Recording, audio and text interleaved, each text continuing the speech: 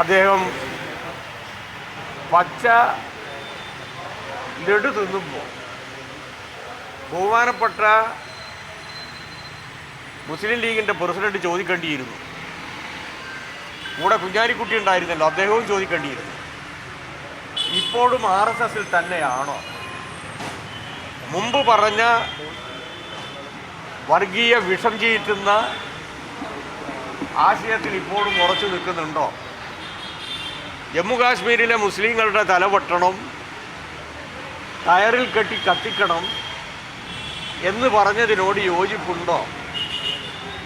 ഇപ്പോഴും മുസ്ലിം വിരുദ്ധ വികാരത്തിൽ തന്നെയാണോ നിൽക്കുന്നത്? ഹിന്ദുത്വ ആശയത്തിൽ തന്നെയാണോ നിൽക്കുന്നത്? ഇത് ചോദിക്കേണ്ടിയിരുന്നു.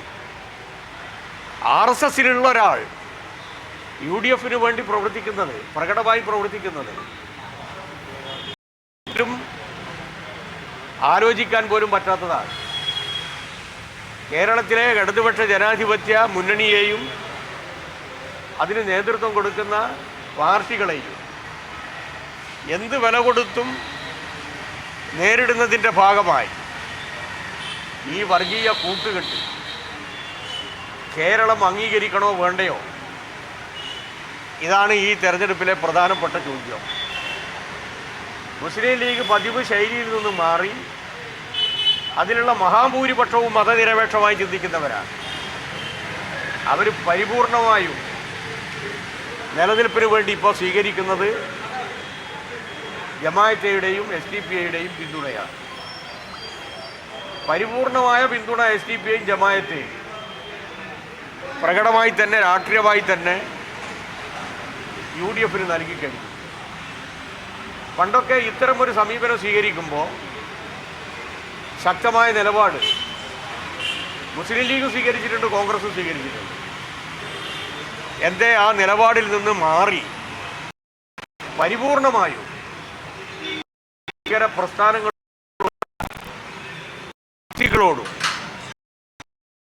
പോകുന്നത് ആശങ്ക ഉണ്ടാക്കുന്നതാണ്.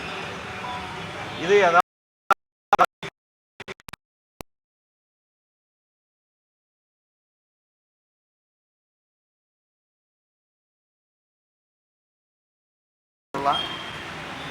മതന്യൂനപക്ഷങ്ങളിൽപ്പെട്ട പാവപ്പെട്ട ജനത വഞ്ചിതരാകരുത്, കള്ളപ്രചരണങ്ങളിൽ കുടുങ്ങരുത്. അതാണ് ഞങ്ങൾക്ക് ഈ തെരഞ്ഞെടുപ്പുമായി ബന്ധപ്പെട്ടുകൊണ്ട് സൂചിപ്പിക്കാനുള്ളത്. ഈ പാണക്കാട് തങ്ങളുടെ സന്ദീപ് വാര്യരെ നിലപാട് എന്താണ് എന്നുള്ളത് സന്ദീപ് വാര്യർ വ്യക്താക്കണം. ഉറപ്പിച്ച് ഞാൻ പറയാം, സന്ദീപ് വാര്യർക്ക് ഞാൻ RSSുമായിട്ടോ ഹിന്ദുത്വമായിട്ടോ ഒരു ബന്ധവുമില്ല.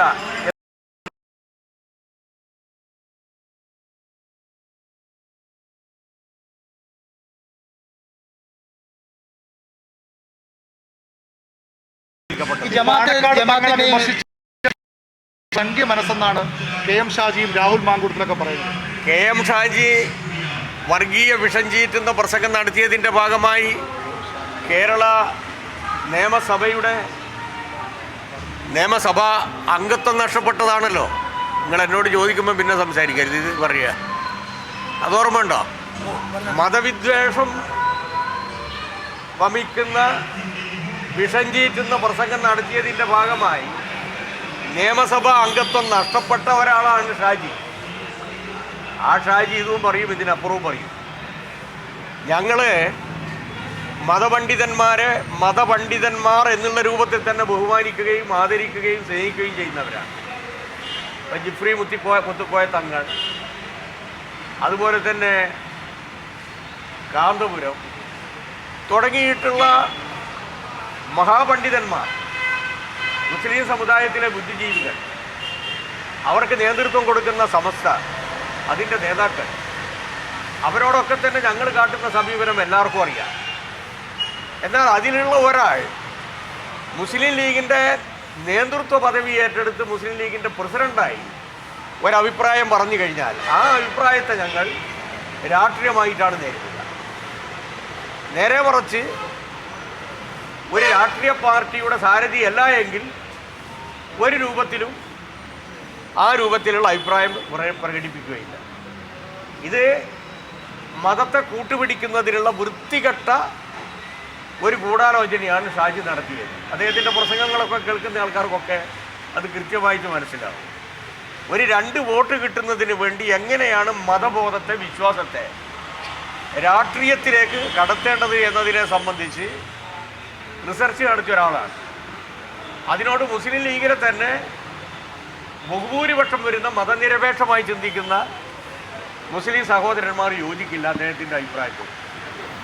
മുസ്ലിം ലീഗിൻ്റെ നേതൃത്വം ആരാണോ വഹിക്കുന്നത് അവർക്കെതിരായ രാഷ്ട്രീയമായിട്ടുള്ള ആക്രമണം ഞങ്ങൾ നടത്തിയിട്ടുണ്ട്. അത് സഹിഷ്ണുതയോടും ബഹുമാനത്തോടും കൂടി തന്നെയാണ് മുമ്പ് സ്വീകരിച്ചിട്ടുള്ളത്. മുമ്പും ഈ പദവിയിലിരുന്ന ആൾക്കാരൊക്കെ തന്നെ ആ രൂപത്തിലുള്ള സമീപനമാണ് കാട്ടിയത്. വ്യക്തിപരമായി ഒരു രൂപത്തിലും ബഹുമാനപ്പെട്ട മുഖ്യമന്ത്രിയുടെ പ്രസംഗം കണ്ണാടിയിൽ ഞങ്ങളെല്ലാം കേട്ടതാണ്, നിങ്ങളും കേട്ടതാണ്. വ്യക്തിപരമായി അധിക്ഷേപിച്ചിട്ടേയില്ല.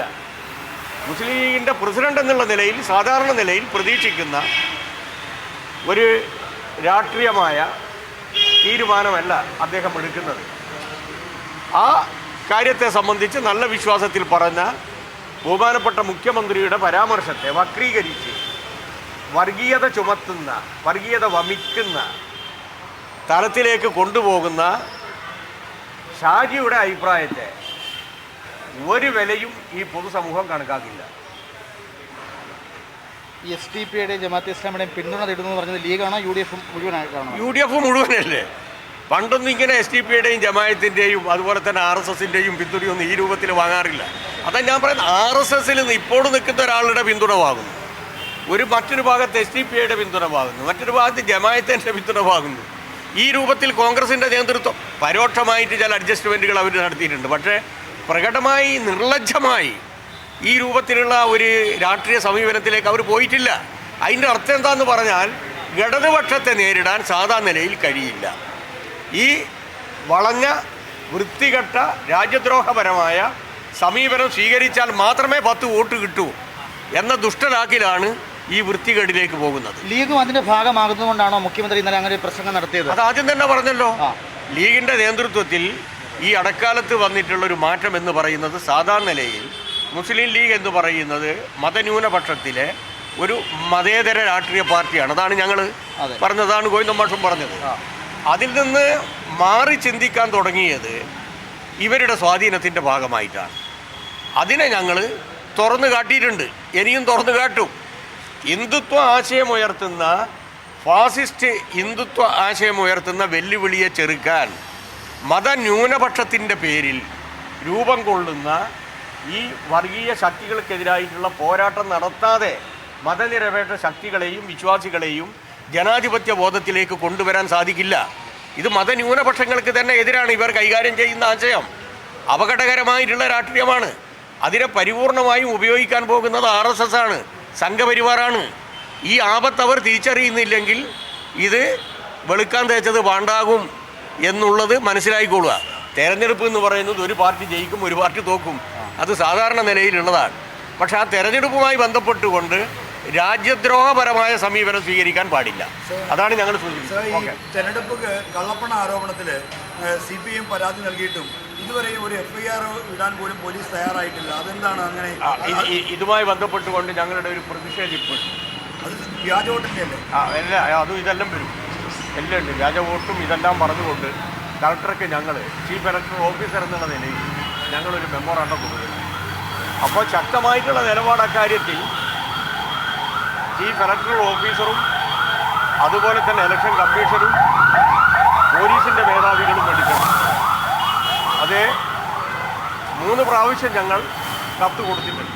ഇനി വീണ്ടും ഞങ്ങൾ കത്ത് കൊടുക്കാൻ പോവുകയാണ്. ഒരു ഭാഗത്ത് കള്ള വോട്ട്, മറ്റൊരു ഭാഗത്ത് കള്ളപ്പണം, മറ്റൊരു ഭാഗത്ത് വ്യാജ ചാരായം. ഈ 3നെയും കൂട്ടുപിടിച്ചുകൊണ്ടാണ് ഡോക്ടർ സരീനെതിരായിട്ട് ഇപ്പോൾ ഇവർ രംഗത്ത് വന്നിട്ടുള്ളത്. അപ്പോൾ ഇതിൻ്റെ ഭാഗമായിട്ടൊന്ന് കൂട്ടിച്ചേർക്കുന്നു എന്ന് മാത്രം. Thank you.